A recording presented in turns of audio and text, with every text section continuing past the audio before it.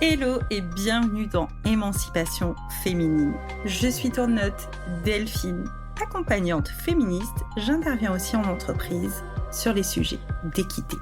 Si t'es fatigué de tout porter, si t'as appris à sourire en serrant les dents ou à faire semblant que tout va bien au taf, t'es au bon endroit. Ici, on parle de ce qui fait mal, de ce qui fait sens et de ce que t'oses pas dire tout haut.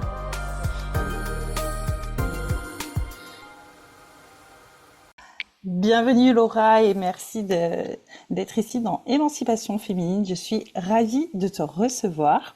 Donc Laura, je te fais l'honneur de la présentation et après j'aurai quand même une petite question pour toi avant de démarrer notre sujet. Donc Laura, tu es autrice, formatrice, créatrice de contenu. Aujourd'hui, j'ai essayé de tout remettre à jour. Tu es la fondatrice de Bien dans ta boîte et tu formes notamment principalement les accompagnants-accompagnantes voilà, sur tout ce qui est sujet féminisme, systémie, autour du travail des indépendants. Et aujourd'hui, on se reçoit pour parler de la double exploitation vécue par les femmes, là où le capitalisme et le patriarcat avancent main dans la main. Mais j'avais quand même cette question que je pose à toutes les personnes que j'interviewe. Si tu devais te définir autrement que par le travail, comment tu te présenterais, toi, Laura? C'est une bonne question, on le fait pas souvent. Pour me présenter autrement, je dirais que je m'appelle Laura, j'ai 30 ans, je suis mariée, je vis dans la ruralité française, en l'occurrence dans la Drôme, Mhm. donc au soleil, relativement, mais au fin fond de la ruralité quand même, donc ça a plein d'impacts au quotidien. Voilà, et non, bon, je travaille, mais bon, je n'en parle pas, parce que j'ai pas le droit. C'est Et difficile hein, comme exercice. ouais, c'est clair. Et après, mon temps, si ce n'est pas au travail, est consacré à débattre philosophie et politique, ce qui doit occuper, je pense, les 90% du temps restant, avec mon mari notamment. Je m'occupe de mon chien, Oui. Petite Gaïa, qui est pas tout à fait le bon diminutif pour Gaïa, parce que c'est un bosseron, donc pour celles et ceux qui connaissent les chiens, c'est un gros chien. Bon, c'est un gros chien, ouais. Voilà. Et je pratique le yoga. Ouais. Je l'enseigne aussi par moment, mais voilà, donc mon temps sinon est consacré à débattre, réfléchir, lire beaucoup, du temps avec les proches, les amis, machin. Je suis très souvent au bar, je suis très souvent en terrasse, même l'hiver. Pour boire des cafés, y a-t-il un problème d'alcoolisme ou pas du tout? Parce que c'est Non, bizarre cette phrase. non, grâce à Dieu, j'ai pas ce problème-là. Mais ça m'arrive de boire de l'alcool, mais c'est pas bien, ne le faites pas, Oui. consommez-le avec modération, tout ça, tout ça. Mais oui, des cafés, mais c'est une autre addiction, au demeurant. Oui, mais j'adore, mais ça va très bien avec le militantisme et la posture engagée. Et je pense que, Voilà. surtout quand on vit en plus en ruralité comme toi, moi je suis dans une grande ville, mais c'est quand même un point de rassemblement et de Oui, ralliement aussi. Et c'est là que la vie se passe. c'est clair. Et j'imagine que tu dois aussi avoir des conversations ou des bribes de conversations méga intéressantes que d'être là à boire ton café au bar, quoi. Ah oui, oui, oui, et puis c'est souvent un lieu où ça débat beaucoup d'ailleurs, donc c'est souvent des lieux de politisation importants, oui, c'est clair. C'est génial, merci pour cette présentation. Et moi, j'aime bien poser cette question parce que souvent, on se définit beaucoup Mm. par le travail, surtout nous, les Indés, et c'est normal. Souvent, bah voilà, notre travail prend beaucoup de place parce que bah, c'est des projets de cœur pour la plupart d'entre nous. Et justement, on va rentrer dans ce sujet-là. Pourquoi est-ce que tu penses, toi, que les indépendantes, elles sont encore plus soumises, on va dire, à cette pression qu'est le capitalisme et le patriarcat? Alors moi, je le définis régulièrement sur mon podcast, mais si tu as envie de nous redonner en une phrase simple et éclairée ce qu'est le patriarcat et le capitalisme, c'est avec bienvenue. Ouais, alors pour essayer de le faire en une phrase, le patriarcat, je le définirais. Bon, déjà, il faudrait se poser la question de est-ce que c'est toujours ça le terme le plus approprié? Oui, C'est un bon débat. Mais bon, on va faire simple pour aujourd'hui. En une phrase, je dirais que le patriarcat, c'est un système, c'est une superstructure mm, qui a différents piliers, des piliers politiques, des piliers culturels, des piliers d'organisation de la famille, etc., etc. La phrase que j'aime bien donner, c'est c'est le système qui dispatche les hommes à la production et les femmes à la reproduction. Et ça va être important parce qu'on va beaucoup parler de ça dans les intrications qu'il fait avec le capitalisme. Et le capitalisme, pour le dire en une phrase, lui, c'est le mode de production dans lequel on vit. Donc le mode de production, il discute qui produit, quand est-ce que c'est produit, comment c'est produit, qui tire le revenu, le profit et compagnie. Et sinon, la phrase assez simple qu'on donne généralement, parce qu'elle est assez globalisante, c'est de dire c'est un régime économique et social dans lequel les revenus du travail n'appartiennent pas à ceux qui mettent en œuvre le travail, mais à ceux Ouais. qui sont propriétaires des moyens de production. Ouais, c'est vrai que je les définis pas forcément aussi structuré que ça. J'essaie souvent de définir comme si j'essayais d'expliquer à mon gamin de 15 ans. Mais merci beaucoup parce que ça rentre déjà dans les détails, effectivement. Oui, Effectivement. disons, ça pose déjà des premières pierres qui Le vont être cadre. importantes, et notamment avec le capitalisme, une des questions centrales, parce que c'est pas la seule, mais une des questions centrales, c'est la question de la propriété, puisque dans le capitalisme, elle est privée, donc la propriété des moyens de production, donc propriété privée des moyens de production. Et donc après, sur les intrications capitalisme-patriarcat, pourquoi les travailleuses indépendantes, elles se retrouvent particulièrement prises dans cet étau-là? Eh bien, évidemment, par le patriarcat, par leur position de travailleuses, et par le capitalisme, par la question des travailleuses, certes, comme tous les travailleurs et travailleuses, mais dans la particularité des travailleuses indépendantes, parce que les indépendants et les indépendantes sont dans une position assez singulière, assez hybride du capitalisme, et surtout dans un milieu où il y a énormément de fausse conscience, pour le dire en termes marxistes. Traduction en français, la fausse conscience, c'est les endroits où on ne voit pas l'exploitation. Et on va le nommer autrement. Alors, chez les jeunes dépendants, vous avez ça toute la sainte journée sur Instagram. Hein. Le mindset, la Ouais, liberté, le choix absolu, machin. Tout ça sont des éléments de fausse conscience, c'est-à-dire on, on a conscience qu'il se passe un truc, mais on ne voit pas ou on ne nomme pas l'exploitation à cet endroit-là. Et du coup, bah, les femmes, les travailleuses indépendantes, elles se retrouvent et exploitées par le capitalisme et exploitées par le patriarcat. Vous allez me dire, c'est le cas des travailleuses salariées. Oui, c'est vrai aussi.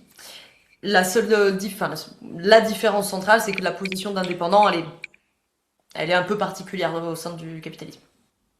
ouais, complètement. Et moi, c'était vraiment ce que je m'étais noté dans mes notes, ce qui revient beaucoup. Et moi aussi, chez les femmes que j'accompagne, et je sais que tu as accompagné aussi pendant très très longtemps les indépendants et les indépendantes sur ces sujets-là.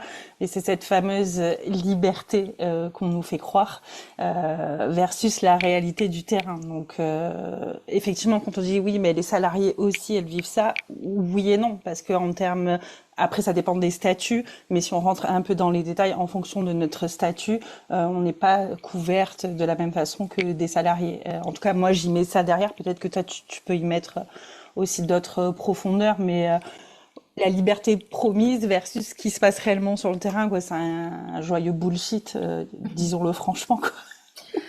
C'est de la fausse conscience. Ouais. Encore une fois, quoi. C'est par ce voile, ce masque, on va dire de la liberté. Bon, en plus, on pourrait dire plein de choses parce que philosophiquement, c'est pas simple cette question-là, mais Mm. c'est ce voile-là qui permet après d'avoir des travailleuses indépendantes ou des travailleurs indépendants, mais là, on parle des travailleuses indépendantes, de ne pas nommer, de ne pas voir et de ne pas nommer que là, il y a de l'exploitation, que là, il y a de la privation, que là, il y a de la précarité. Tu vois, ce matin, on m'a envoyé un post Ouais. bon, blablabla, bullshit, machin. Et la conclusion, c'est oui, mais en fait, tous ces risques, toutes ces situations où des fois on perd tout puis on se relève, machin, c'est ça l'entrepreneuriat. Non, non, non, c'est ça la précarité.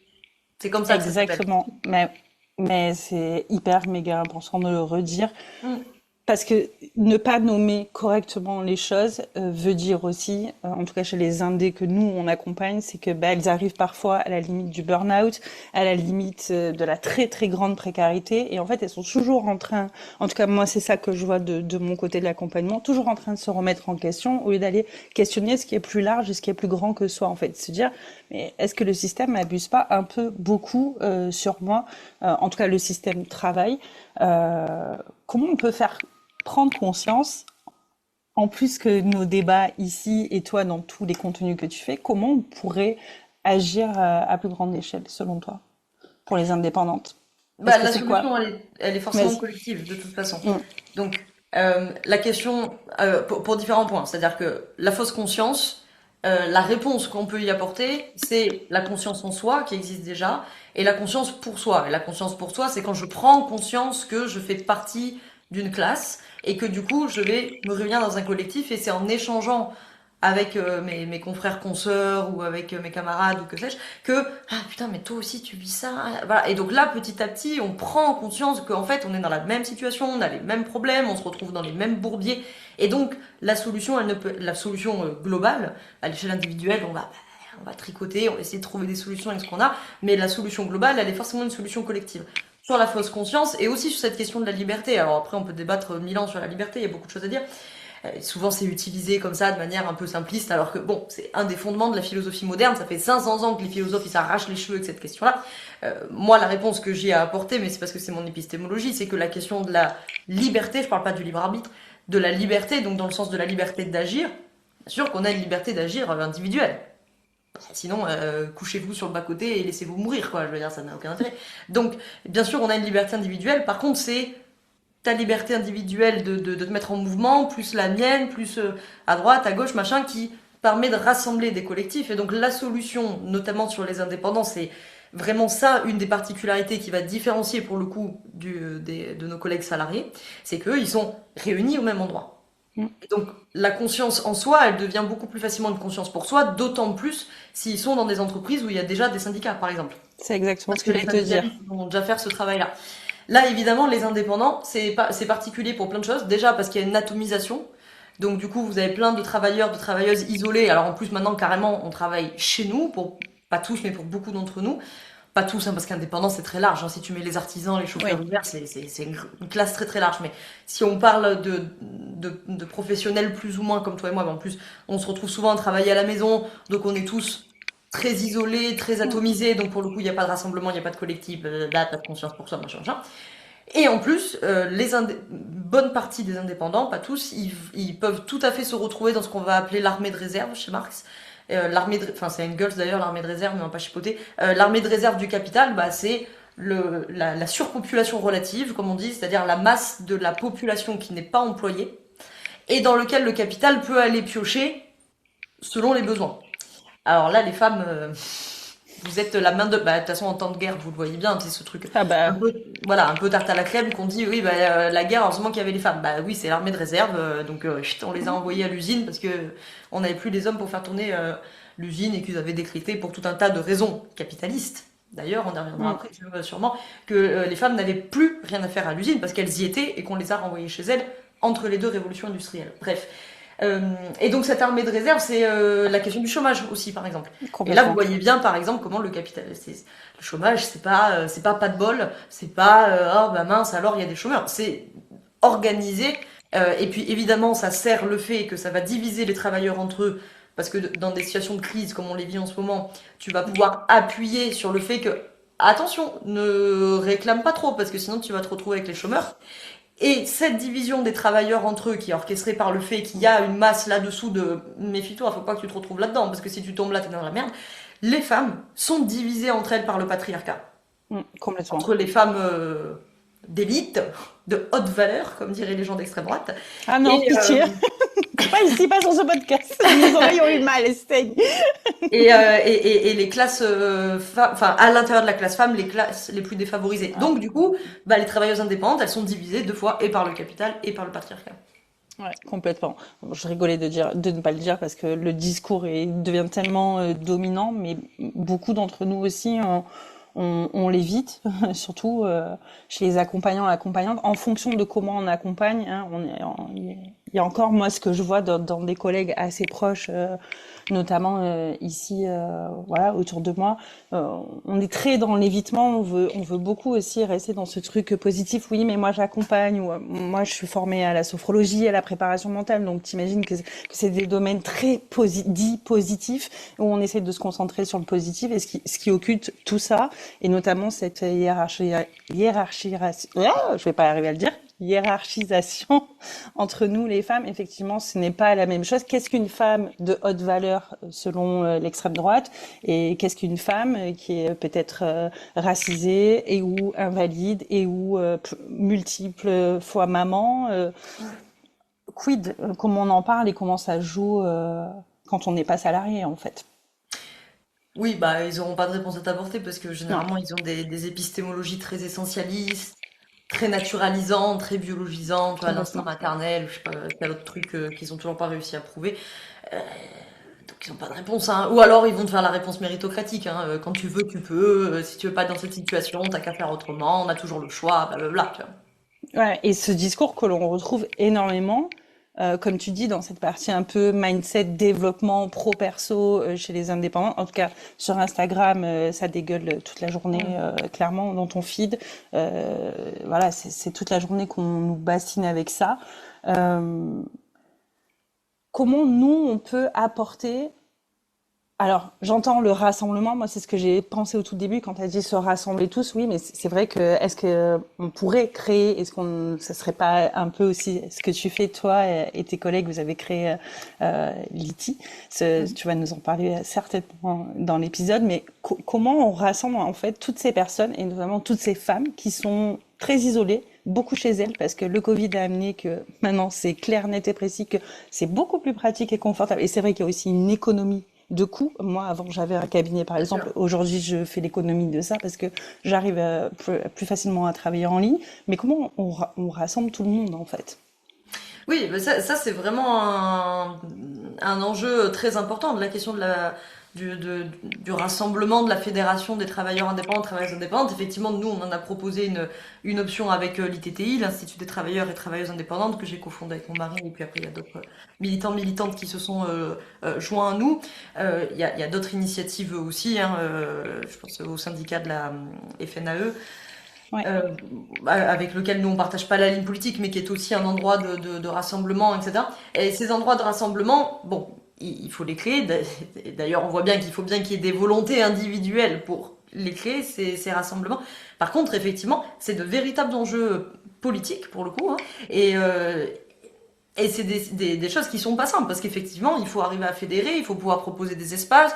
Ça pose plein de questions. Est-ce qu'on le fait en présentiel? Mais du coup, en présentiel, forcément, tu perds du monde. Est-ce que tu le fais en ligne? Alors, effectivement, c'est plus accessible géographiquement, et puis également pour les personnes qui sont non valides, parce qu'effectivement, il y a un peu moins de freins que quand il faut se déplacer quelque part, et puis même financièrement aussi, bien sûr, hein, euh, pour l'organiser, pour les gens qui veulent participer. Enfin, bref. Donc, ça pose plein de questions, mais ça, j'ai envie de te dire, c'est les questions que se posent tous les collectifs, associations, syndicats, etc.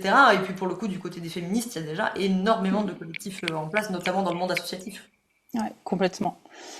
Moi, ce que je voyais aussi, c'est peut-être, mais je sais pas si tu es d'accord avec ça, puisque tu es aussi une grande créatrice de contenu. Est-ce que c'est pas aussi par cette voie-là d'infiltration? Moi, je pense dans les mécanismes, tu vois, c'est ce que je m'étais noté. Ben, il y a des zones où ça se voit le plus, en fait. Quand tu es une femme indépendante versus quand tu es un mec indépendant, moi, je m'étais nommé la disponibilité, les tarifs, la charge mentale, la culpabilité, tout ça, où j'ai l'impression que quand on en parle, que c'est même pas une impression, c'est clairement quand j'en parle avec des indés mecs, c'est le jour et la nuit, en fait. Quid, quid du capitalisme et du patriarcat qui met cette double mécanique qu'on parlait un peu plus tout à l'heure, comment elle s'insinue et peut-être en termes de réponse, mais on n'est pas forcément obligé d'apporter une réponse, mais oui, peut-être qu'en créant, grâce à une créatrice de contenu comme toi, qui politise énormément ses contenus, on peut peut-être ramener un petit peu de sérénité, en tout cas essayer de percer des prises de conscience à travers les internets, j'ai envie de dire. Mm. Mais comment toi tu vois ces mécanismes-là? Moi, en tout cas, pour échanger avec les gens, je vois qu'on n'a pas du tout le même rapport quand on est indépendant par rapport à ça, quoi. Oui, en fait, il y a plein de choses à dire. C'est que les différences entre travailleurs indépendants et travailleuses indépendantes, elles sont là, elles existent, on en a plein, des chiffres. D'ailleurs, les écarts de revenus des indépendants et indépendantes sont grosso modo similaires aux écarts entre salariés, Mm. hommes et femmes. Donc, tiens donc, quelle coïncidence? Bah oui, parce qu'en fait, t'as un fait structurel et systémique, donc effectivement, tu vas le retrouver même quand les conditions changent. Après, il s'agit du coup d'expliquer pourquoi il y a ce truc-là. Donc effectivement, il y a des questions, tu en as parlé rapidement de sociabilisation, que effectivement, les femmes, elles sont globalement plutôt sociabilisées à se faire petite, à pas être discrète, à pas trop déranger, donc on va moins les voir dans les négociations de tarifs, on va moins les voir dans les négociations de contrats d'une manière générale. Et puis après, il y a un autre biais, c'est que même celles qui le font, on pléthore d'études pour montrer qu'on a tendance à surestimer le temps de parole des femmes. En fait, elles ont peu parlé et l'audience a l'impression qu'elles ont parlé pendant des plombes. Évidemment, elles se font couper la parole tout le temps. Bon, bref, il y a tous ces effets de sociabilisation qui, bien entendu, creusent des écarts très, très, très importants. Évidemment, la question de la culpabilisation, etc., mais ça, c'est des conséquences, finalement. C'est des symptômes en bout de course.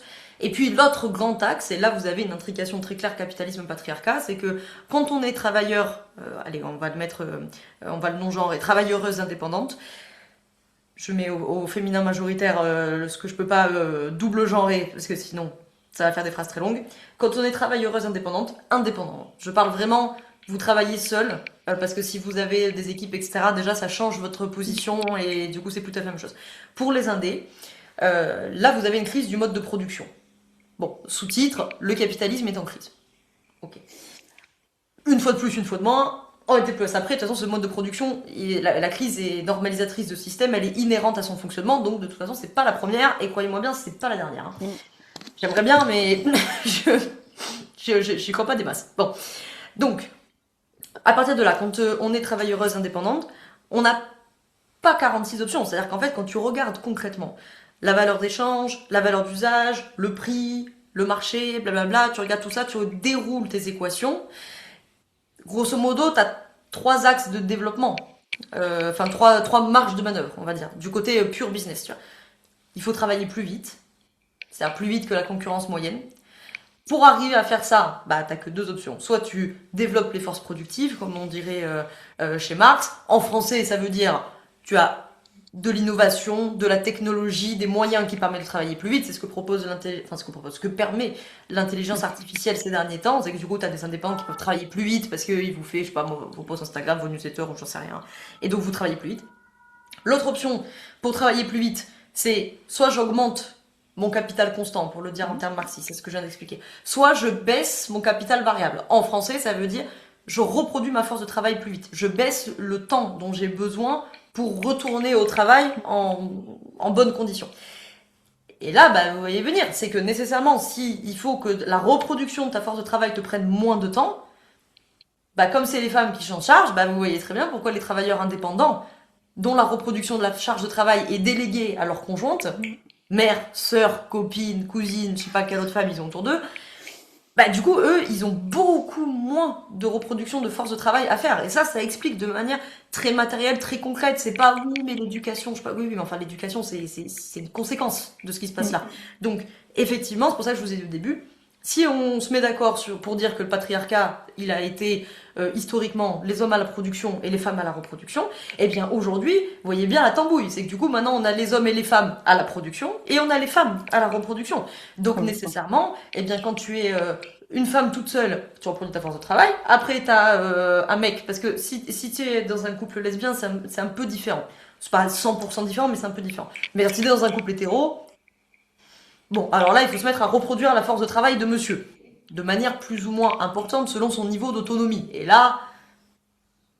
On va mettre des traductions, faire le ménage, le repassage, la bouffe, le linge, oui, voilà.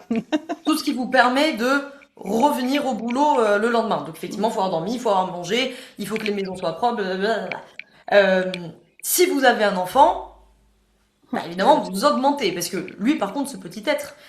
à l'inverse de votre mari, ne peut pas se reproduire tout seul. Donc effectivement, il faut assurer la reproduction de sa force de travail, si je peux dire ça comme ça. Évidemment, l'enfant, c'est pas sa force de travail, il faut assurer sa reproduction tout court. Bon, c'est plutôt les femmes qui ont tendance à s'occuper de ça. Et la liste est interminable, parce que c'est la question du soin aux enfants et de l'éducation des enfants, mais c'est l'entretien des maisons, mais c'est la bouffe, et puis c'est les lessives, c'est s'occuper de vos parents qui vieillissent, c'est s'occuper de vos beaux-parents qui vieillissent, c'est s'occuper du vivant, c'est s'occuper des animaux, c'est s'occuper de la charge mentale, c'est s'occuper de la charge émotionnelle, la vôtre, celle de vos maris, celle de vos enfants, celle de vos copines aussi, qui sont surchargées par leurs conjoints et qui du coup vous font des messages vocaux sur WhatsApp qui durent 45 minutes. Ou 3 fois 15 minutes plutôt. Et il faut aussi rajouter à ça toute la question de la charge contraceptive. Vous aussi, c'est vous qui la portez. Enfin, bon, vous voyez l'idée. Donc, je résume. Il faut travailler plus vite. Il faut prendre moins de temps sur la reproduction de la force de travail. Donc, il faut passer moins de temps à ça. Donc, bah, nécessairement, si vous avez 4 enfants, vous n'allez pas pouvoir concurrencer très longtemps la nana qui n'en a pas. parce que nécessairement elle a moins de reproduction, elle a moins de travail nécessaire, on dirait. Sauf si vous avez les moyens financiers de déléguer, souvent à une autre femme d'ailleurs, la reproduction de cette force de travail. Et la troisième option, bah, c'est de changer de marché, tout simplement. Hein, c'est d'aller sur un marché qui est plus en tension que le vôtre. C'est-à-dire que vous êtes peut-être sur un marché en tension parce qu'il y a plus d'offres que de demandes. Et donc il faut arriver à aller trouver un marché qui est en tension dans l'autre sens, c'est-à-dire où il y a plus de demandes que d'offres. Et souvent c'est un peu un mix des trois. Bon, maintenant que j'ai fait tout le cours d'économie, bah du coup on voit bien les intrications capitalisme-patriarcat. J'en ai donné une évidente avec la reproduction de la force de travail. Et donc dans les solutions, il y a bien sûr la question du collectif. Il y a après il y a plein de solutions politiques. Il y a la question du salaire à vie par exemple qui pourrait régler une bonne partie des problèmes. Parce que la reproduction de la force de travail, il y a le patriarcat, il a une solution pour ça. Il a une solution pour les hommes. Il dit, vous n'allez pas vous occuper de la reproduction pour source de travail, c'est les femmes qui vont le faire. Bon. Après, il y a d'autres choses. Nous, en France, nous avons la sécurité sociale. Et la sécurité sociale, c'est une forme généralisée de la reproduction de la force de travail qui permet de dire, on a tous mis dans le pot commun, et quand vous avez besoin de vous soigner, eh bien, vous aurez le droit à ce dont vous avez besoin pour vous soigner, quoi. Les aides sociales aussi, par exemple, en dehors de la sécurité sociale, elles participent à la reproduction de la force de travail. C'est-à-dire, si tu n'es pas en possibilité, pour X ou Y raison, de ramener un salaire pour reproduire ta force de travail, l'État est censé s'occuper de ça en disant on te donne un minimum qui permet de reproduire le minimum. C'est minimum de chez minimum. Hein. Voilà. Soulignons-le, hein. Vous n'allez pas vivre avec ça. Et après, faut discuter du montant. Mais je veux dire, la théorie est celle-ci. Et donc voilà, il y a la question par exemple du salaire à vie. Ça c'est une solution. La question de la rémunération du travail domestique par exemple. Alors là il y a eu des mouvements féministes notamment dans les années 70 avec le mouvement pour le salaire du travail ménager.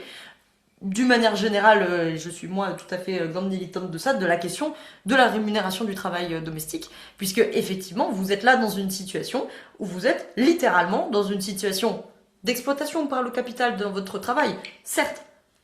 Mais alors là, dans vos vies personnelles, vous êtes dans une situation d'exploitation du début à la fin. C'est-à-dire que vous assurez, en plus, en moyenne, on le sait, les femmes avec un enfant, c'est 34 heures par semaine. C'est un putain de temps plein. Ouais, et tu sais même, Pas rémunéré. et même il y a des études et elles viennent vraiment de sortir cumulées, même quand tu as un seul enfant, cumulé, à la fin de la vie, c'est 12 ans de travail gratos que les femmes, avec un seul enfant, donc multiplié par nombre d'enfants que tu as envie d'avoir. L'écart avec les hommes, c'est 12 ans. C'est-à-dire qu'une femme, elle se sera impliquée pendant 12 ans de travail gratos de plus que son conjoint. Dans un couple hétéronormé, effectivement. Oui, oui, c'est une situation d'exploitation. Alors l'exploitation, elle est structurelle, hein, pour le coup. Effectivement, même si vous avez un conjoint gentil tout plein qui a décrété que c'était pas gentil d'être méchant, bon, c'est le moindre mal, mais en fait, ça change pas le fait que c'est quand même vous qui êtes dans la situation d'exploitation. Et donc là, bah oui, vous voyez bien l'intrication capitalisme-patriarcat. Vous êtes exploité des deux côtés, mais par le patriarcat, j'ai envie de dire, d'une manière ostensiblement, vous allez travailler gratuitement et on va venir vous expliquer, bien entendu, que c'est l'instinct maternel ou je sais pas quel autre truc biologique, quoi. Oui, très naturalisant, mais tu es faite pour ça. On peut t'en sortir en tant que mère, on peut t'en sortir des milliers et des cents. Bien Oui, oui. vrai qu'il faut souligner que dans la toute petite enfance, le bébé va aller instinctivement vers sa maman, surtout si tu allaites, mais ça ne dure pas des millénaires et ça n'empêche pas de s'impliquer en tant qu'homme slash partenaire de vie, quoi. En tout cas, parent, coparent de cet enfant.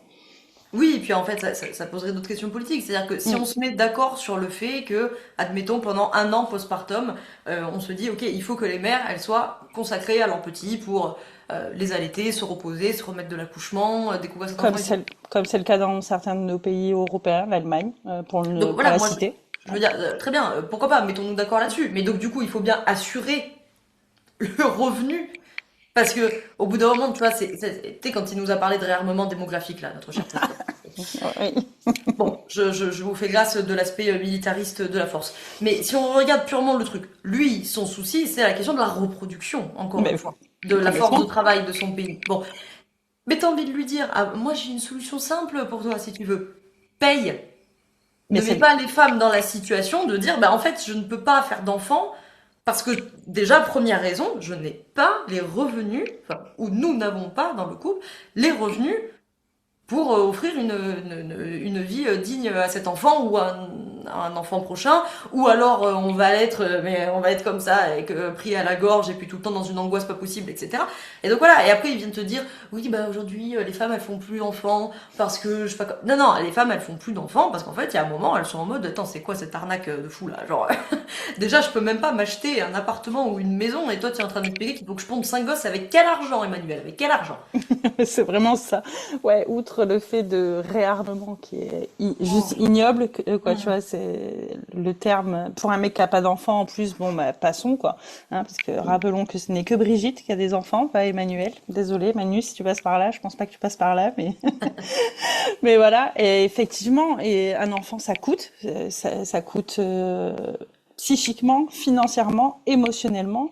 Bien sûr. Et quand tu es indépendante, selon le statut que tu as, en plus, quid du nombre d'indépendantes qui ne savent pas ce qu'elles ont droit, à la différence de quand tu es salarié, où la Sécu quand même te coucoune, quoi. Je veux dire, côté salariat, vraiment pour avoir vécu les deux, du coup, deux grossesses dans deux Mm. pieds différents, là où quand tu es indé, il faut aller la chercher l'info. Hein. Il y a personne qui vient te dire, ouh, ma chérie, tu as droit à tout ça. Tu sais, tu as travaillé X années en tant qu'indé, voici ce à quoi tu as droit. Donc, ouais, vachement compliqué. Bah, quand on rajoute la question de la maternité, j'ai l'impression que pour toute femme, qu'elle soit salariée ou indépendante, quand les gouvernements disent oui, il y a une baisse de la natalité, mais il y a une baisse de la natalité parce qu'il y a une fatigue réelle de la moitié de l'humanité, en fait, de créer des êtres humains. Et comme tu le dis si bien, et que le système capitaliste et patriarcat s'acharne sur toujours les mêmes personnes. En tout cas, En fait, c'est un c'est mon endroit analyse, quoi. c'est un endroit de rapport de force très important qu'ont les femmes. Et c'est pas la première fois qu'on voit ça, hein, cette panique morale, elle a eu lieu aussi aux États-Unis.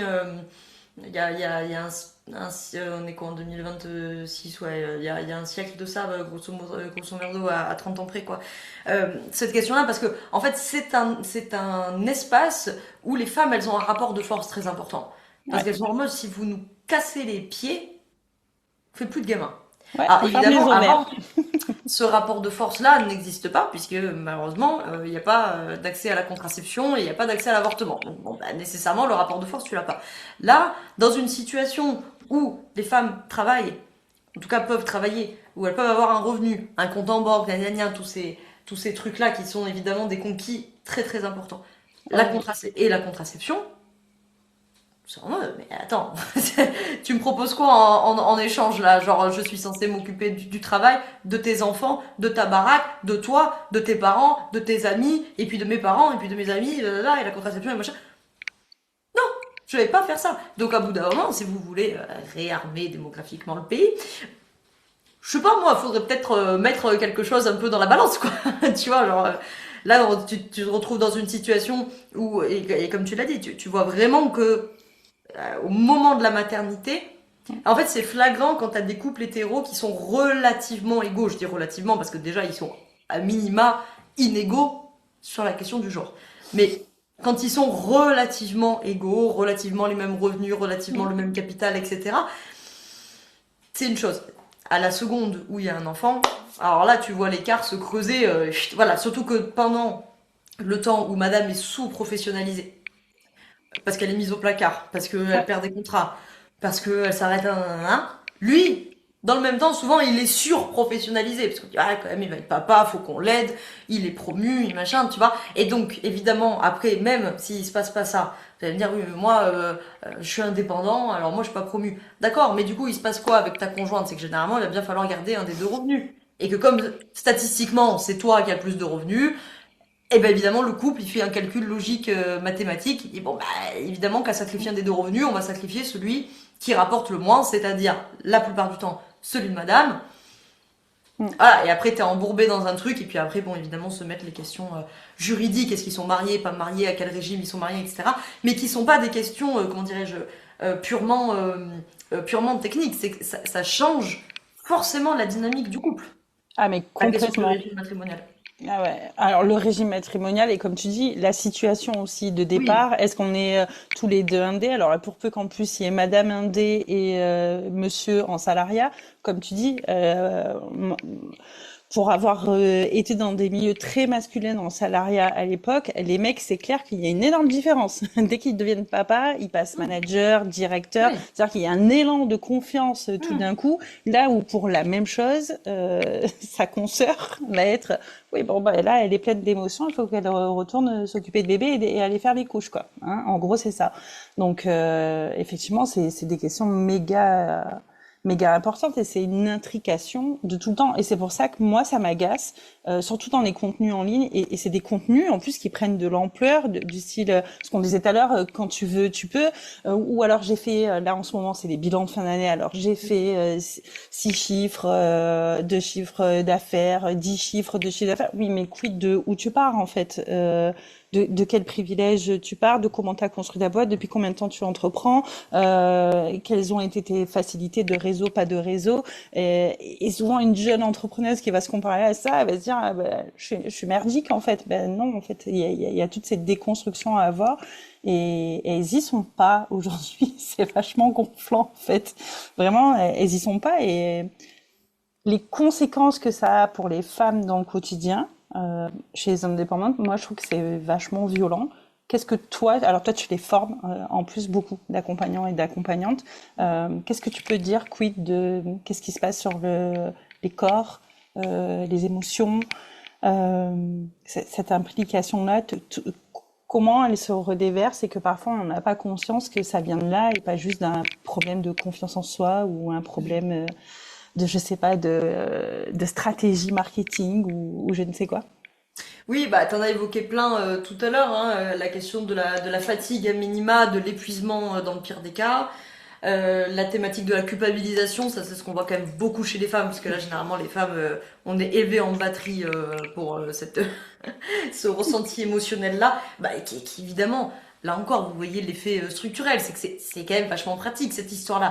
Tu coupes l'humanité en deux et tu vas dire bon elles vont travailler gratuitement pour faire en sorte que littéralement toute la société fonctionne, hein, parce que je me permets quand même de rappeler également à mes camarades marxistes qui sont obsédés par la production, euh, ce que je comprends puisque c'est notre héritage, d'accord, mais que s'il n'y a pas de reproduction, et je parle pas de reproduction uniquement biologique, hein, Ouais, reproduction ouais. de la force de travail, il n'y a pas de production qui tienne. Donc, ils ont dit, ouais, non, mais bien sûr, on va couper l'humanité en deux, elles, on va les foutre à la reproduction, c'est-à-dire que sans elles, il y a absolument rien qui se passe, mais par contre, elles vont le faire gratuitement et elles vont nous dire merci aussi. Parce que si elles s'énervent, elles sont hystériques, machin, bidule, je sais pas quoi. Tu vois. Et donc, évidemment, alors là, c'est la cerise sur le gâteau, t'as même pas besoin de leur dire, parce qu'elles passent leur journée à se culpabiliser. Il y a c'est moi qui en ai trop fait, c'est moi qui en ai pas fait assez. Hein. Ça c'est trop ou pas assez, c'est toujours bon.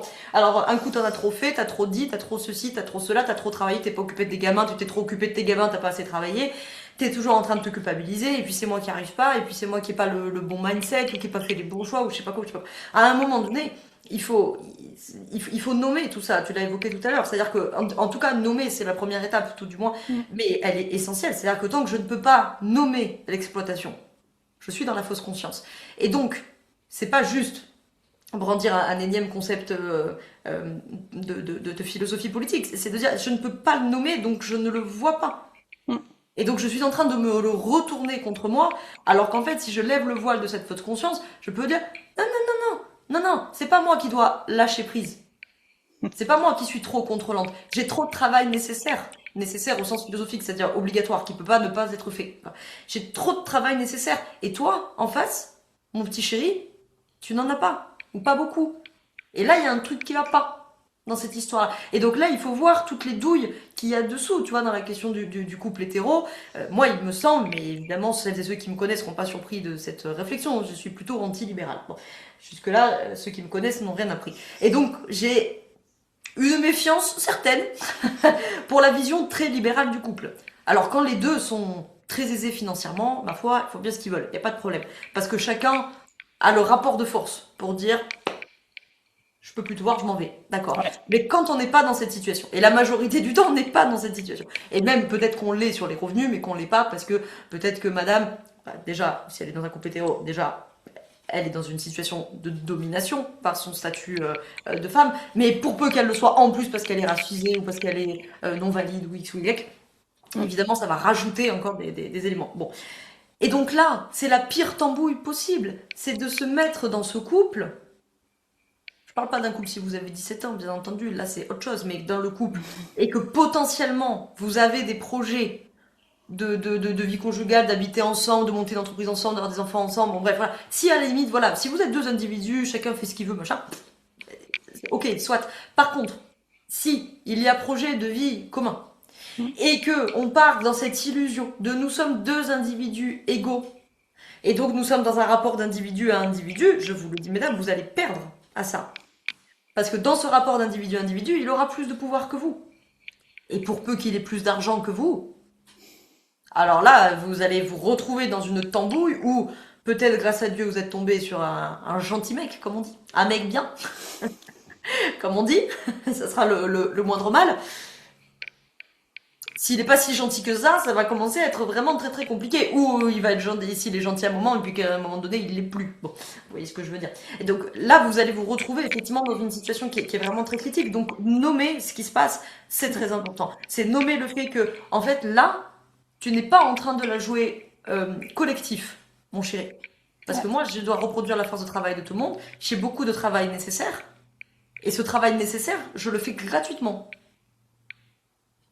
Je fais tout ça pour que le couple ou la famille, si vous avez des enfants, Mm. pour que le couple ou la famille aille bien, se reproduise, continue d'exister. C'est quoi ta part à toi, bourricot?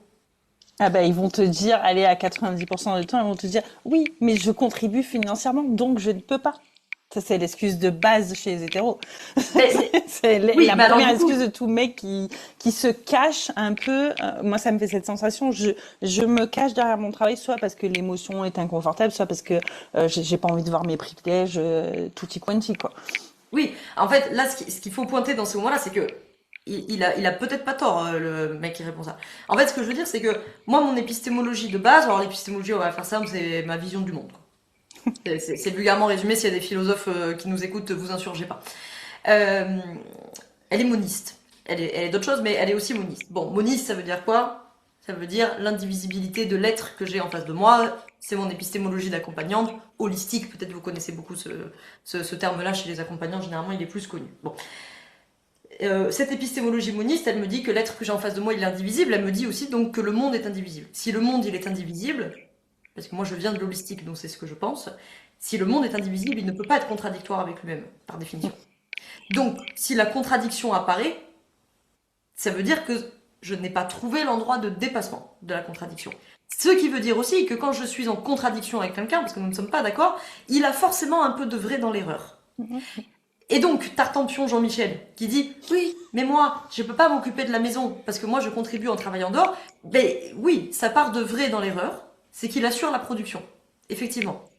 Maintenant, là où il peut y avoir arnaque, alerte à la douille, quoi, là où il peut y avoir anguille sous roche, c'est soit vous vous êtes mis d'accord avec ce conjoint, le couple hétéro, encore une fois, s'est mis d'accord pour se répartir le travail comme ça. Ma foi, ça la regarde. Si elle a d'autres mesures de sécurité, en tout cas, parce que, encore une fois, méfiez-vous de oui, mais on s'est mis d'accord entre nous. Oui, oui, tant qu'on est amoureux, on est d'accord, et puis après, c'est Ouais. plus compliqué. Hein, mais bon, Jusqu'au jour où tu te sépares et la fameuse théorie des pots de yaourt des exact. féministes. Voilà. Et voilà, mais donc du coup, là, ça rejoint ce qu'on disait avant, c'est-à-dire, est-ce qu'on est marié? Oui, non. Est-ce qu'on est pacsé? Oui, non. Si on est marié, à quel régime matrimonial? Parce que ça, pour le coup, c'est pas des questions, c'est pas des détails. C'est qu'en Ouais. fait, ça vient poser la question de, surtout pour les femmes qui nous écoutent, si vous avez projet d'avoir des enfants avec lui, parce que, encore une fois, à la limite, si vous avez des revenus égaux et que vous voulez pas de gamin, bon, ça n'enlève pas toutes les questions, hein, loin s'en faut. Hein. Mais Non, mais ça enlève une part de la reproduction. C'est ce qu'on nomme voilà, depuis le c'est ça. début. Vraiment, il y a cette charge-là et qui s'accentue, en fait. Voilà. Par contre, si vous voulez des enfants, ou que vous en avez depuis pas longtemps, que vous comptez en avoir prochainement. Bon, là, par contre, il faut se poser la question. C'est-à-dire que si vous vous mettez d'accord pour dire, bon, écoute, moi j'ai envie de m'occuper des enfants, ça me va très bien que c'est toi qui ailles travailler dehors. Très bien, pourquoi pas? Il assure la production, vous assurez la reproduction, pourquoi pas? Mais, petite nuance de taille, il est payé pour faire ça. Vous ne l'êtes pas. Donc du coup, là, il va falloir se poser la question de la répartition des revenus et notamment de vous protéger si jamais il y avait divorce Mm. ou si malheureusement il y avait décès. Ouais, Aussi, hein, effectivement, on y pense moins quand on est voilà. jeune, effectivement, c'est vrai. Mm. Mais bon, malheureusement, ça n'arrive pas qu'aux autres. Donc, effectivement, c'est ces questions-là qu'il faut se poser, c'est-à-dire il faut protéger celui ou celle, souvent celle, qui s'arrête de travailler, au sens capitaliste de la chose, Enfin, c'est-à-dire, qu'arrête d'avoir un revenu.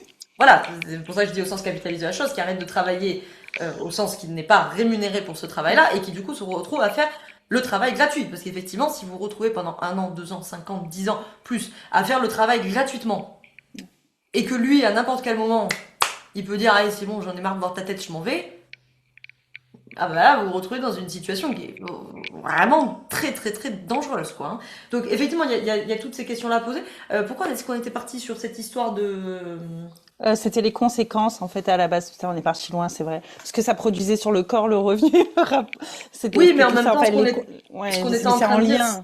C'est en voilà, lien. ça illustre ça aussi, c'est-à-dire la charge mentale, une forme de méfiance, de vigilance tout le temps, de se dire c'est mon amoureux, voire mon conjoint, voire mon mari, voire le père de mes enfants, et en même temps, il faut quand même que je pense si jamais il se comporte mal, si jamais il devient violent, si jamais il s'en va.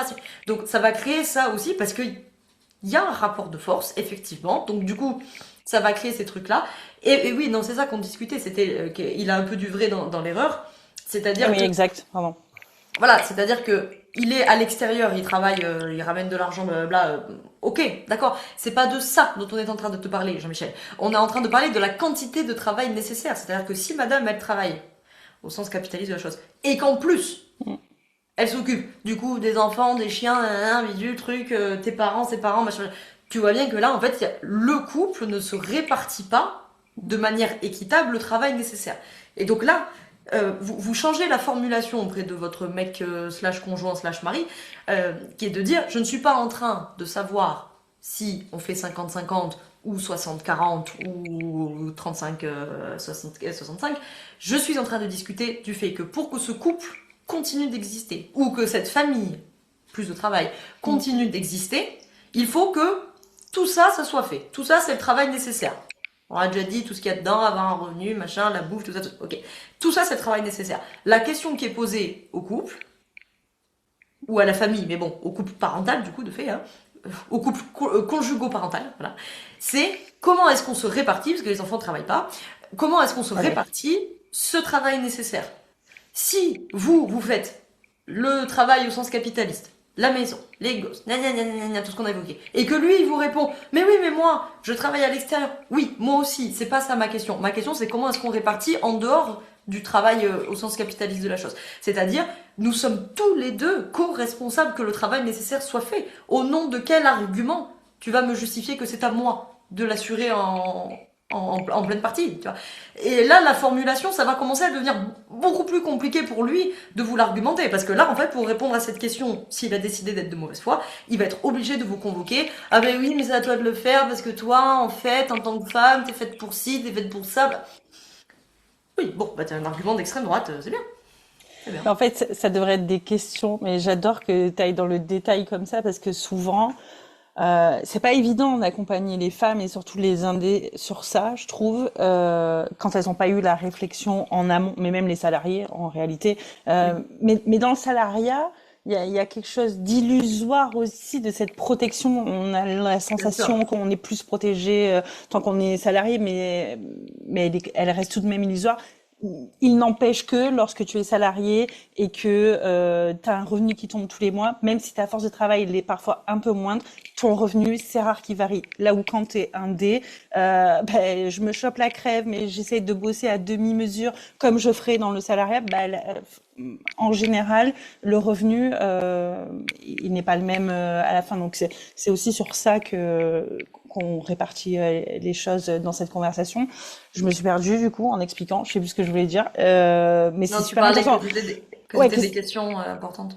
ouais, que c'est des questions importantes à avoir bien en amont et encore plus quand tu es indépendante. Si tu te mets avec quelqu'un, quid de à qui est le logement? Est-ce que c'est quelque chose qu'on a acheté en commun, pas en commun? Est-ce que c'est à monsieur? Est-ce que c'est à madame? Et cette fameuse répartition, alors c'est vachement intéressant. Moi, je le vois souvent. J'anime aussi des fresques de l'équité. Donc, c'est des ateliers où les hommes et les femmes viennent parler des inégalités au travail, mais pas que, dans le couple, dans la santé, dans la famille, dans l'éducation, tout ça. Et souvent, ça fait des prises de conscience. La dernière, c'était jeudi dernier, donc elle est toute fraîche, et où j'avais quand même des hommes et des femmes autour de la table, c'est genre, quid de la question, quand on parle de finances, de la répartition et du fameux 50-50, et il y avait des couples qui étaient là, et c'est vrai que du coup, on voit que le visage se transforme, de se dire, putain, s'est jamais posé la question. C'est pour ça que j'aime beaucoup ce jeu collaboratif d'intelligence collective, parce que ça vient questionner sans être trop frontal, et puis ils vont pouvoir se poser certainement les questions en aparté ou pas, ça leur appartient, mais le fameux 50-50, il est très... Mais le On a fait 50-50, c'est toujours une douille de libéral, en fait. C'est exactement ça, mais on a fait croire aux femmes que vous avez voulu travailler et tu veux être une femme moderne, donc tu fais du 50-50, quoi. Tu vois, t'es féministe, toi, donc t'es censé faire 50-50. Tu vois, c'est des gros bullshit qu'on entend tout le temps. Quoi, Ah, moi, mais moi, il n'y a pas j'entends de problème. régulièrement autour de Mais moi, il moi, n'y a quoi, tu aucun vois. souci. Ils veulent faire 50-50, on va faire 50-50. Mais sur tout le reste aussi. Et c'est ça Voilà. que ces discussions ne sont souvent pas là en amont, effectivement. Et on voit pas tout le temps les Indés se poser les questions comme ça on le disait tout à l'heure, elles sont toujours en train de, ce qui est normal, c'est la société patriarcale aussi qui a été faite comme ça, de se dire de toute façon la femme, alors là ça va plus dans la religion, tu es pécheresse par nature, hein, surtout si t'es judéo-chrétienne, laisse tomber quoi. Donc la faute c'est Ève, donc c'est toi, c'est toute ta descendance, t'es une meuf, c'est ta faute. Mais c'est, tu l'as nommé tout à l'heure, dans cette aussi t'as cette autosurveillance, donc cette surveillance de toi-même, je suis trop, je suis pas assez, mon conjoint, est-ce qu'il va être comme ça, est-ce qu'on fait égalité? Mais en fait, les mecs se posent pas la question de tout ça, très Bah peu. non, mais ils se la posent pas. Ils n'ont pas à se la poser. Ils ne se la poseront pas. Je pense que moi, une divergence que j'ai profonde avec certaines féministes, alors je parle même pas des féministes libérales parce que là nous avons beaucoup de divergences, mais avec certaines féministes des mouvements dits radicaux, euh, avec lesquels j'ai déjà beaucoup plus de points communs, hein, clairement. Mais un endroit de divergence que j'ai, c'est celui-ci, tu vois, c'est le truc de, il faut éduquer les hommes. Non, je ne Non, crois c'est une pas à charge ça. mentale de plus. Oui, alors déjà, charge mentale de plus, en plus, c'est pas votre rôle. Ils peuvent se débrouiller, hein, je vous assure. Et ils ont un cerveau, quand il s'agit de se former pour investir de l'argent, ils y arrivent. Hein, donc à un moment donné, bon, ils vont y arriver. Et en fait, mais c'est pas, c'est mon épistémologie matérialiste dialectique qui m'empêche de conclure ça. Je pense que, alors je précise juste un truc avant que ça s'insurge dans tes commentaires, ah, les mises en machin. Quand je parle homme-femme, je parle de classe. Je parle de sujet collectif. D'accord. Donc, vous savez, quand on dit all men, c'est exactement ça. Vous voyez, Ah, all men, complètement. c'est le sujet homme. Après, à l'intérieur de ce sujet homme, il y a des sujets individuels, et peut-être que le sujet individuel qui partage votre vie est un homme formidable. Je vous le souhaite. C'est le minimum. Bon. L'homme bien. Les hommes bien. Donc, je suis en train de parler du sujet collectif homme et du sujet collectif femme. Moi, mon avis, c'est que le sujet collectif homme est un ennemi du sujet collectif femme. Ça ne veut pas dire que chaque homme à l'intérieur est un ennemi, mais Mm. ce sujet collectif est un ennemi. Dans le sens, quand je dis un ennemi, c'est-à-dire nous avons des intérêts contradictoires. C'est ça que je veux dire. Nous Ouais, avons des intérêts divergents, des intérêts contradictoires, c'est-à-dire qu'ils vont se rentrer dedans. Or, vous êtes le sujet dominé. Donc effectivement, vous avez besoin du rapport de force collectif, machin, ce qu'on a dit au début. Et surtout, ça implique que tu ne demandes pas au dominant d'être gentil. Tu ne demandes pas à Bernard Arnault d'être J'adore. gentil avec les prolétaires, en fait. Parce que le mieux qu'il va faire, c'est qu'il va filer du pognon à une association. Soit, on n'aura pas changé la face du monde. Donc en fait, on ne demande pas au sujet dominant d'être gentil. On se bat contre le sujet Mm. dominant pour dépasser, je dis pas abolir, je dis dépasser cette contradiction. C'est en ce sens, d'ailleurs, que nos camarades dans le combat trans sont Mm. évidemment une classe révolutionnaire, puisqu'ils dépassent la distinction de genre homme-femme. Puisque Complètement. si ce patriarcat dit les hommes à la production et les femmes à la reproduction, l'endroit du dépassement, il est donc d'abolir cette catégorie homme et cette catégorie Mm. femme. Et là, du Complètement. coup, à partir du moment où vous arrivez, si vous le pouvez, à construire un couple dans lequel la répartition n'est pas genrée, Mm. alors là, effectivement, la question ne se pose plus de que fait monsieur, que fait madame, est-ce que c'est 50-50, c'est 70-30, 60-40. Non, c'est la question de comment le couple, votre communauté autogérée de deux personnes, et potentiellement plus si vous avez des enfants, ou si vous êtes plus en couple d'ailleurs, soit dit en passant. Mm. Comment votre communauté, là, elle est un elle peut être un endroit de dépassement, donc on ne répartit pas le travail nécessaire entre hommes et femmes, catégorie homme, catégorie femme, on le répartit entre toi et moi. Alors je dis n'importe quoi, moi je prends l'exemple que je connaissais à mon couple, mon mari est un bien meilleur cuisinier que moi, vous allez me dire, il n'y a, y a pas de mal, parce que c'est pas mon talent principal, hein, soyons clairs. Donc, voilà, c'est-à-dire, lui, non mais vous voyez, c'est des répartitions de couple Mm. qu'on a tous au quotidien. C'est-à-dire, lui cuisiner, ça l'emmerde beaucoup moins que moi, il aime bien, il est doué pour le faire, la cuisine c'est pour lui. Voilà. Il s'avère que là, c'est pas une répartition genrée, classique, parce que généralement c'est moi qui devrais faire à bouffer, machin. Bon, voilà. Et puis il y a des endroits où on a des répartitions de tâches très genrées, c'est-à-dire c'est moi qui me coltine l'administratif. Voilà. En l'occurrence, je n'ai pas l'administratif à ma charge parce que je suis femme. Dans notre répartition. Après, bien entendu, il n'est pas doué pour s'en occuper aussi parce qu'il est sociabilisé comme un mec et que du coup il oublie tout et que moi je suis sociabilisée comme une femme à penser à tout et que j'en ai marre qu'il oublie, donc du coup j'ai fini par dire vas-y c'est bon, laisse-moi, je vais m'en occuper. Donc après on a des tâches qui sont réparties de manière assez classiquement genrée, mais nous en tout cas notre répartition des tâches elle a été plutôt de les forces et faiblesses, si je pourrais dire ça comme ça, les Ouais. points forts, les points faibles, tu vois. Et puis après, bah, évidemment, tu adaptes en fonction du contexte matériel qui est au travail en ce moment. Est-ce que les deux sont au travail? Est-ce qu'il y a un enfant, pas un enfant, etc. Évidemment, l'organisation, elle n'est pas viable à vie. Mais ce que je veux dire, c'est que du coup, c'est un espace, moi c'est mon nouveau concept, là, je le sors partout en ce moment, du minimum de communisme viable. Voilà, puisque dans l'entrepreneuriat, on parle tout le temps du produit minimum viable. Alors moi, J'adore. j'oppose un contre-concept, le minimum de communisme viable. Vous insurgez pas quand je dis communisme. Paniquez pas, on va Oh pas parler là, de oui. paniquez pas. Euh, le, le, le communisme, la définition de base, c'est le mouvement réel qui aboutit à l'abolition de l'état actuel des choses, hein, c'est-à-dire au post-capitalisme, hein, grosso modo. Donc, rien de grave, rassurez-vous. Voilà, donc pas de panique. Eh bien, ça peut être, et même dans la famille, hein, si vous avez des enfants, bien sûr, ça peut être le minimum de communisme viable, c'est-à-dire cette mini-société de 2 personnes ou plus doit accomplir tout ce travail nécessaire. Et notre objectif, c'est que le travail nécessaire soit réparti équitablement et surtout qu'il soit le moindre possible pour qu'on ait du temps pour faire autre chose que la bouffe, les papiers, machin, machin. Bon.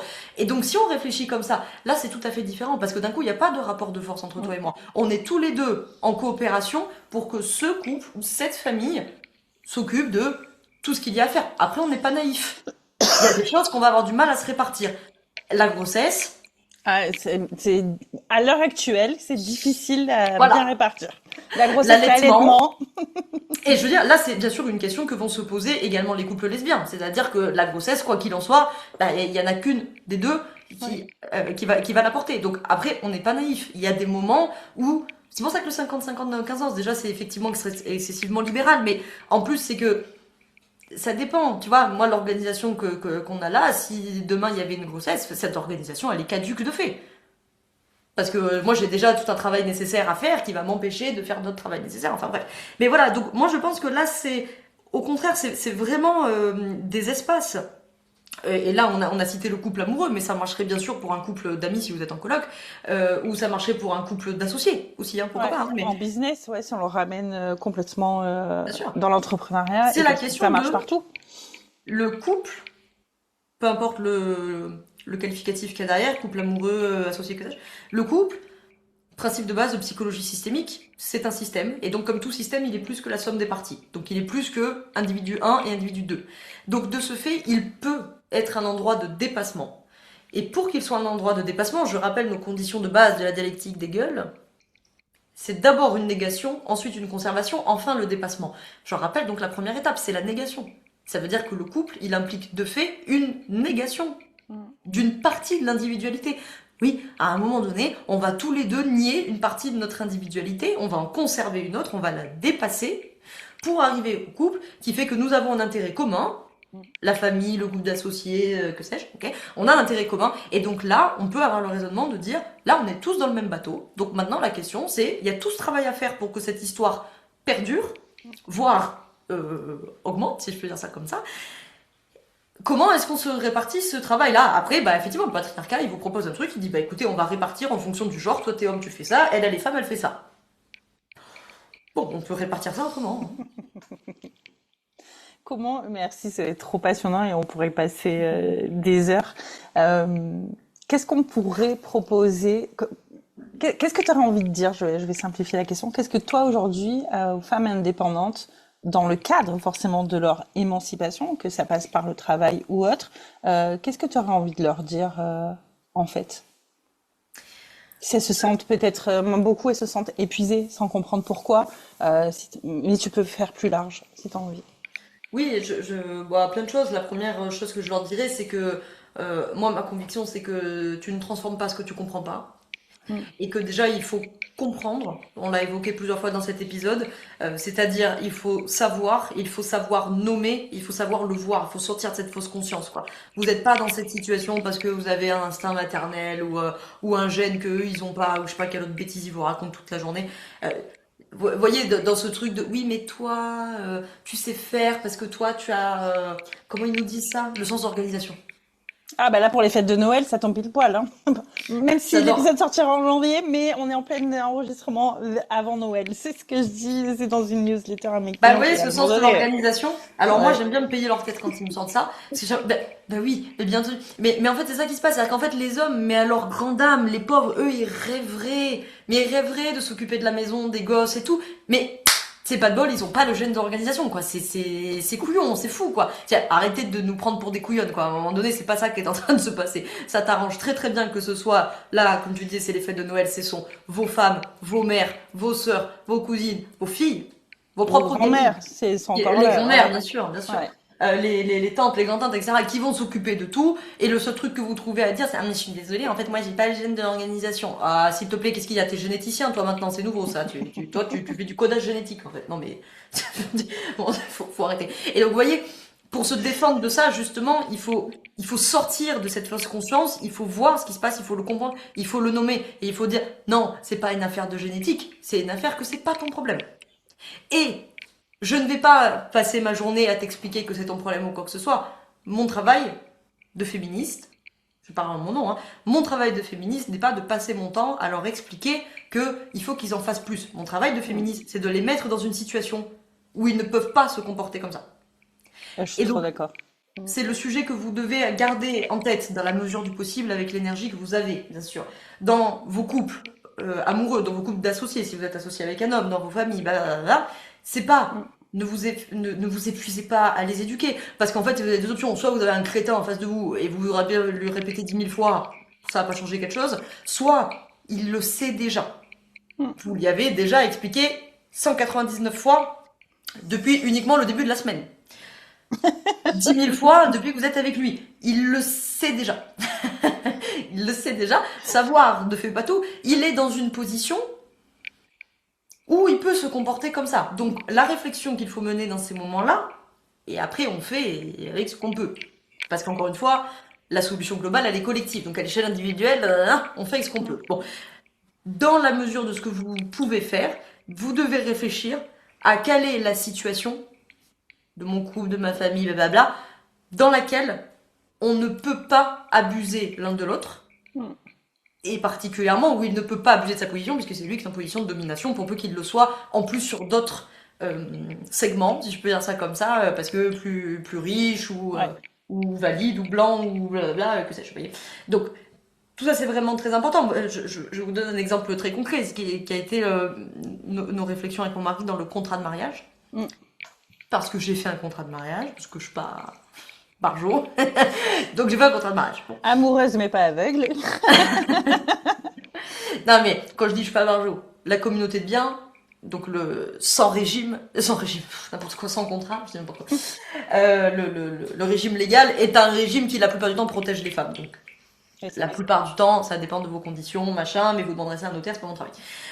Donc quand je dis je suis pas barjo, c'est au sens que nous ne pouvions pas, pour des raisons que je vais pas expliciter, parce que c'est pas intéressant, de nos conditions professionnelles, on pouvait pas faire une communauté de biens, donc il restait que deux solutions. Si t'enlèves les deux régimes de communauté, bah, il reste la séparation ou la participation aux acquis. Et là, par contre, c'est là que je dis, j'affirme, je suis pas barjo. La séparation, non. Sauf si vous avez beaucoup plus d'argent que votre mari, ça c'est encore une possibilité. Mais sinon, je suis pas ouf. J'ai dit non, non, non, bien sûr. Genre, moi, je vais rester à la maison pendant 10 ans m'occuper des mioches, et puis on est à la séparation, et au moment où tu... Oui, c'est ça, j'allais te le dire, bien sûr. Donc, la question, du coup, qu'il a fallu se poser, c'était la question... moi, la question que j'avais, c'était la rémunération du travail domestique, etc. Bon. Et donc, passer ces questions-là, c'est la question qu'on s'est posée tous les deux, qui était de dire, sinon, idée, on m'a idée là, genre, contre Kems. Nouvelle idée, J'adore. nouvelle règle. À tous les joueurs des cartes. Maintenant que nous avons discuté des 25 000 scénarios catastrophes, hein, pour toutes celles qui ont travaillé des contrats de mariage, vous savez, c'est la super discussion. Si tu meurs, si je meurs, si tu te Ah ben, trompes, on est si je te obligé. trompe, Mais oui. si on divorce pendant que tu meurs, si tu meurs pendant qu'on divorce, si, enfin, voilà. Oh, Bon, je peux aller tous les aussi loin. scénarios, Oh, putain. t'avais tous les scénarios catastrophes. Et donc, la deuxième partie de la discussion, c'était, maintenant qu'on a pensé toutes ces situations que malheureusement il faut avoir pensé, quid de la discussion de comment on fait pour ne pas se retrouver dans cette situation. Pour ne pas se retrouver à... y en a un des deux, parce que admettons c'est mon mari, qui s'est arrêté pendant 10 ans pour s'occuper des enfants, et puis prenons même pas le divorce, il y a un décès. Ah putain, catastrophe, on n'a plus le revenu, les successions ça prend un temps fou, puis après il y a les enfants, blablabla. Machin. Comment on fait pour qu'on n'en ait pas un des deux qui se retrouve dans une dépendance totale à l'autre? Et là, du coup, on commence à avoir des questions pertinentes qui amènent des réponses intéressantes et qui, du coup, alors là, il faut avoir aussi un mec qui connecte deux neurones, hein, ce qui déjà élimine un paquet de l'équation, hein, qu'on soit clair. Mais là, on peut se mettre à discuter concrètement de comment est-ce qu'on s'organise. Vous voyez, on retombe sur mon minimum de communisme viable, c'est-à-dire on se retrouve à dire comment est-ce qu'on s'organise. Voilà le travail que nous avons à faire. Ouais. Encore une fois, que le couple a à faire, et donc comment on se répartit, etc. Et puis bon, là, après, question de contrat et compagnie, quoi. Et donc voilà, là, moi, il faut avoir conscience, c'est que dans cette discussion-là, euh, Alexis, son sujet, c'est pas se protéger. Je vois bien dans les discussions que il y pense par moment, mais je vois bien que lui, c'est pas sa préoccupation centrale, parce que c'est pas le schéma mental qu'il a en tant que mec. Lui, ça fait pas 35 ans qu'il évolue dans sa vie en disant, ouh là là, il faut que je me protège parce qu'à tout moment, elle va me mettre en danger. C'est pas son schéma mental, c'est pas ça qu'il vit. Donc lui, c'est pas son sujet. Moi, par contre, Eh oui. c'est ça mon schéma mental. Donc moi, dans la discussion, mon sujet, c'est comment je fais pour ne pas me retrouver dans une énorme merde et à finir sous un pont si un jour il y avait une catastrophe.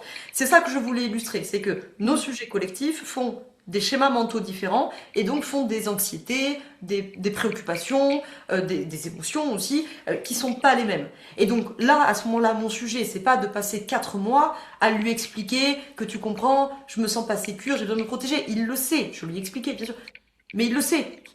Donc, c'est pas ça. Donc, moi, mon sujet, pendant qu'on discute de ces histoires de contrat de mariage et compagnie, c'est il faut que je réfléchisse aux situations qui me protègent et qui protègent les enfants par extension, Ouais. hein, et que on réfléchisse ensemble à quelle est la situation dans laquelle il ne peut pas abuser de sa position de pouvoir comparé à moi, ou que moi je puisse en abuser sur d'autres plans. Bon, Complètement. moi, il s'avère que mauvaise idée. J'ai épousé un mec blanc, cis, hétéro, CSP+, valide, la totale, tu vois. L'enfer Mais sur Laura, Terre. pourquoi? L'enfer. Tu vois. Il n'a J'adore. que des axes de domination, tu vois. C'est épouvantable. Oh le bordel, il est militant quand même. Il est engagé, on peut Oh, pas lui grâce à Dieu, retirer il est ça. marxiste, parce que sinon, fallait bien qu'il ait une tare pour lui. Je Heureusement, te il est jure, communiste, quoi. Alexis, pitié. Mais tu sais, c'est un truc Génial. intéressant, hein. Mais C'est que grave. il ne se passe pas une réunion militante où on parle de ça, un rassemblement, un repas de famille, sans qu'il y ait quelqu'un pour Ouais. lui dire ah là là, ça va quand même, c'est pas trop dur, Oh c'est pas l'horreur pour pénible. lui. C'est Mais même pour toi, c'est pourquoi? Pourquoi? bah, Oui, parce que t'es très affirmée, très engagée, très oui, tu féministe et vois, tu t'engages pas en il y a fait. Ouais. toujours un truc C'est un de truc de genre fou. oh là là, le pauvre Alexis, quand même. Bah il savait où il s'engageait, Alexis. Il est majeur. Bah apparemment non. Je sais pas, donc moi il est en plein syndrome de Stockholm, ce pauvre garçon. Sauvez-le de là. J'adore. Mais c'est flagrant, tu vois, parce que des fois, ça va venir du vieux tonton raciste du bout de la table, etc. Bon, t'es pas trop surpris, tu vois. Mais des fois, ça vient des femmes, Ouais, ça par c'est le exemple, plus tu dur. vois, qui vont s'adresser à lui en mode ça va ou tu vois, on a des fois des discussions entre féministes, machin, et puis il y en a une, mais de bonne foi, qui s'inquiète. Parce que c'est une femme, elle est sociabilisée au Caire. Alors d'un coup, elle le regarde, parce qu'elle dit putain, c'est quand même le seul garçon de l'assemblée, ça fait une demi-heure qu'on crache sur les hommes, ça Est-ce que va. ça va? Ah ouais, Et ouais, donc, c'est fou. C'est fou. tu vois ce truc la dernière fois, Ah ouais, ouais, c'est je vois très bien. dans un repas de famille 5 fois. 5 fois la même personne, 5 fois, qui lui La dit, même eh ben, je sais personne? pas comment tu fais, hein. Eh ben, je sais pas comment tu portes ça. J'en ai fait 2 là, 3 fois, 4 fois, 5 fois. Bon, tu sais, la cinquième fois, t'es en mode genre, il y en a marre, tu vois. Ah, Et, tu kiffes la table. Ah ouais, et au bout non, d'un moment, il a c'est fini par dur. lui dire, mais enfin, comment tu fais pour supporter ça? Et lui, il l'avait attrapé par la masculinité toxique, tu vois. Il lui a dit, bah, je crois que je suis pas assez fragile pour mal le vivre, tu vois. Ah, j'adore! Et La meilleure réponse. il est resté super couillon, le gars. Bah, fragile, moi non plus. Ah, j'adore! Ouais, parce que souvent chez les hommes, moi, je le vois aussi dans ma famille, euh, le mot c'est en gros je suis la chieuse, tu vois, parce que tu demandes égalité, donc tu es chieuse et Bien sûr. voilà, historiquement, bon les auditrices savent, hein, moi je suis en plus d'origine italienne espagnole, donc ça rajoute chez eux ça Oui. perturbe le système, tu vois, tu n'es pas juste à la cuisine, c'est ce que avait dit mon père il y a peut-être 4 ans à mon mari, bah, si c'était mon époque, elle s'était réélirée dans la cuisine. Oh, mon fils, il était, mais papy, qu'est-ce que tu dis à ta fille? Je dis, bah, ton grand-père, dans toute sa splendeur, voilà pourquoi je suis féministe. Ceci explique cela. Ceci explique cela, quoi. Et ouais, et le pire, je rejoins, c'est quand ce sont les femmes, des femmes proches de toi, ça peut être Mm. des cousines, et ça m'est arrivé même de ma mère, et d'aller remettre de la conscience chez ma propre mère, de dire, Mm. oui, mais tu te rends compte de tout ce qu'il fait. Oui, mais par rapport à qui? Par rapport à ton père, par rapport à mon père, par rapport à son père, par rapport à qui? Et en fait, là, les femmes autour de la table, je dis, bah oui, c'est pas pourquoi on dit ça, en fait. Bah Mm. oui, en fait, évoluer par rapport à qui, par rapport à quoi? Et c'est par rapport à moi, ça l'est pas, évoluer. Pour X ou Y, conversation, tu vois, là où il y a des inégalités, qui peut se produire dans le couple. Donc, je vois très bien la scène avec le fameux tonton raciste de votre côté, là, et antiféministe et très sexiste, mais c'est mes meilleures réponses de toute la vie, quoi. Mais C'est tu vois ton mari. les enjeux de sexisme intériorisé, bien sûr. Hein. Ah, Moi, complètement. les femmes de ma famille, ça me fait mourir de rire parce que c'est des femmes, pour pas toutes, hein, mais notamment ma mère, qui ont été des femmes de commerçants, d'artisans. Ouais. C'est-à-dire vraiment les femmes dans l'exploitation la plus On l'a plus complète, totale. vraiment qui ont Pas payé, travaillé. qu'on fait le taf, Ah quoi. ouais, genre vraiment elles ont travaillé dans les entreprises, dans les champs, à la maison, les gamins, tout ça pour peanuts, tu vois. Ouais. Et qui se retrouvent une plombe plus tard à te dire à toi, quand même, allez, si, travaille. Bon, parce que je compte les moutons toute la journée. Moi, c'est un outil, moi, tu vois. Et en fait, ce qui me consterne le plus, et tu vois l'ampleur du patriarcat intériorisé, c'est pas qu'elle me dit ça à moi, à la limite, tu vois. C'est que t'as envie de lui dire, mais ma petite maman, regarde ta vie. Comment ça, les hommes, ils travaillent, mais toi, tu as fait 4 fois ce qu'il a fait. Moi, mon père, il a beaucoup travaillé, je dis pas le contraire.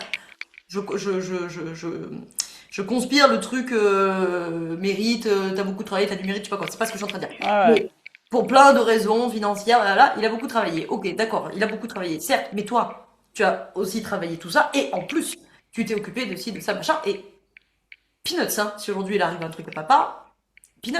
Et Ouais. tu vois bien, ce truc est complètement normalisé, et on répète ça de génération en génération, on dit ah oui, mais enfin, quand même, ces pauvres hommes, non, mais on va pas les faire se lever de table parce que tu comprends, ils sont fatigués de leur boulot. Mais ouais, mais voilà, mais moi c'est typiquement ça dans ma famille, c'est ça. Ou alors, oui, mais attends, il change des couches parce que nous on a un bébé. Alors je te dis, ça s'empire et je sais que tu en as conscience et ça s'amplifie le jour où t'as un marmot qui se met au milieu. Alors là, c'est l'homme et le père idéal pour ces femmes-là, surtout de ces générations-là où Ouais. ben, leur mari, nos pères bien souvent, ou nos oncles ou nos grands-pères ne savaient pas du tout foutre une couche sur le cul de leur minot, quoi, ce qui est dramatique en soi.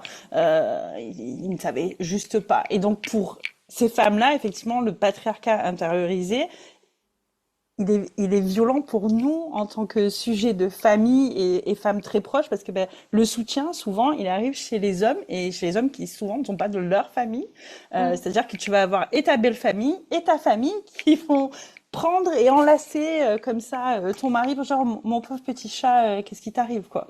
Mm. Donc ouais, à vraiment Mais à là, ça travailler. rejoint pour tes auditrices, je pense effectivement Ouais, l'importance de nommer, après ouais, que vous nommiez par dans le débat, que vous le nommiez par l'humour, il y a plein de manières de le nommer selon le contexte dans lequel vous êtes, si c'est la famille, la belle famille, le travail, etc. Vous voyez.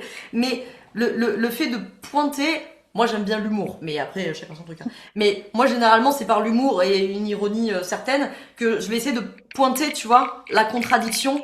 Tu vois, une fois j'avais ça dans ma belle famille.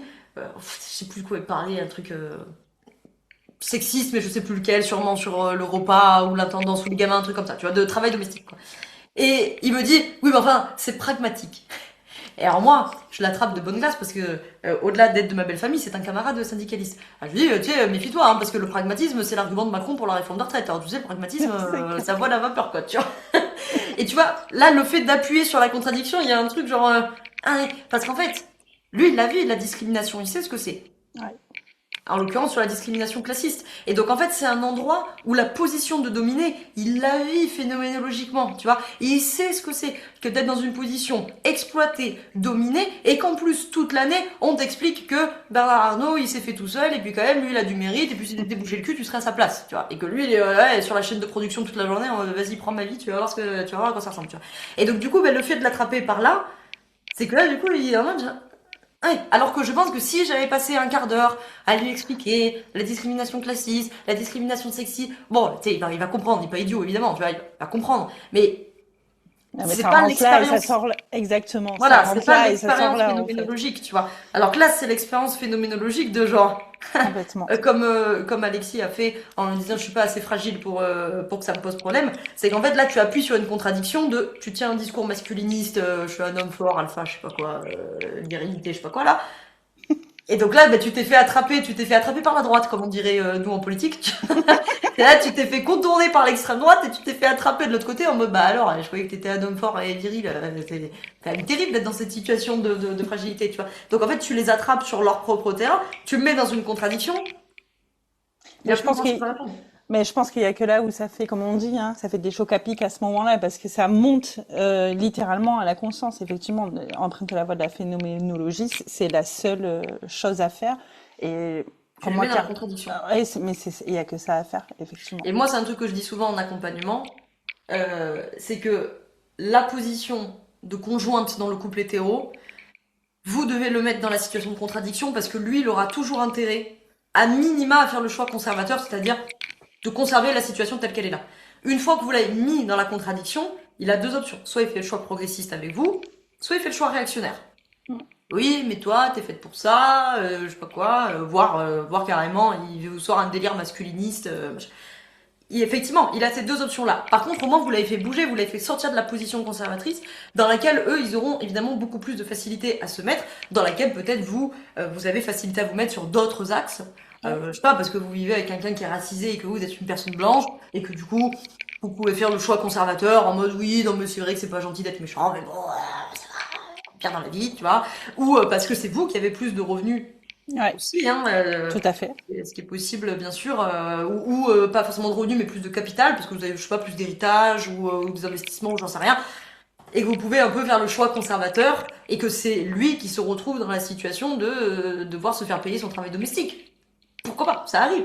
Ça arrive pas souvent, mais ça Mais arrive. ouais, ça paraît, je pense pas que ça arrive à mes auditrices, mais effectivement. Mais c'est bien d'aller questionner tout ça. C'était vachement passionnant. Je pense qu'on pourrait y passer encore des heures. Laura, où est-ce qu'on te retrouve? Voilà, c'est toutes les auditrices et peut-être des auditeurs, s'il y en a. Où est-ce qu'ils te retrouvent? Je suis pas sûre qu'il m'écouter jusqu'au bout. Si vous êtes là, messieurs, bravo. Rejoignez-nous!